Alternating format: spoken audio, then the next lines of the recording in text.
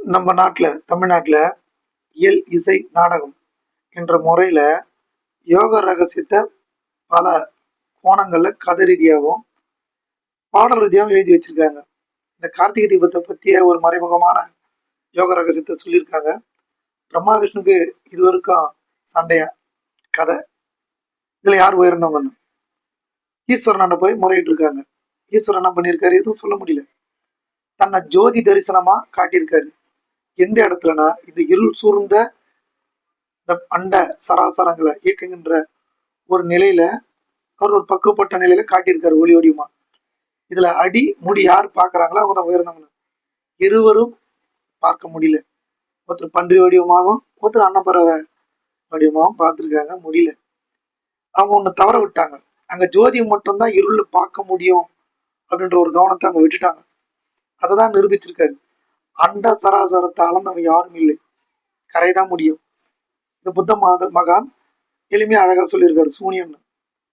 இந்த யோக ரகசியத்துல முருகப்பெருமான் அகத்திற்கு சுப்பிரமணியான கோவைன்ற நூலில் அழகா சொல்லியிருக்காரு.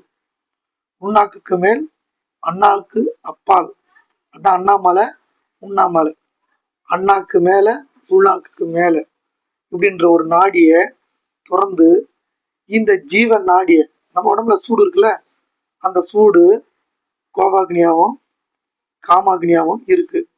இதை சுத்த அக்னியா மாத்த யோக அக்னியை கொண்டு பயிற்சி செய்யணும். வலது நாடி சூரியனாகவும் இடது நாடி சந்திரனாகவும் இரண்டு நாடியும் ஒரு விகிதாச்சாரத்தில் பயன்படுத்தணும்.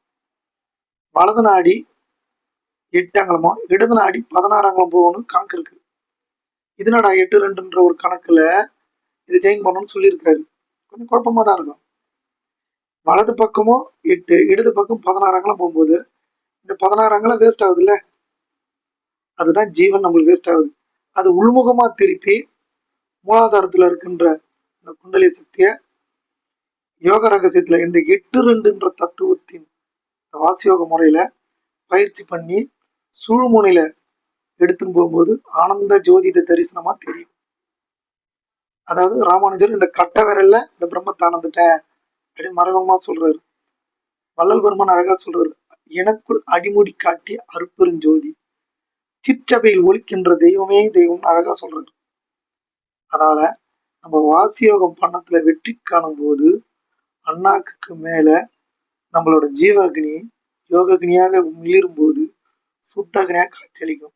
அதுதான் இந்த யோக ரகசியமா மறைச்சிருக்காங்க கார்த்திகை தீப திருநாளில்.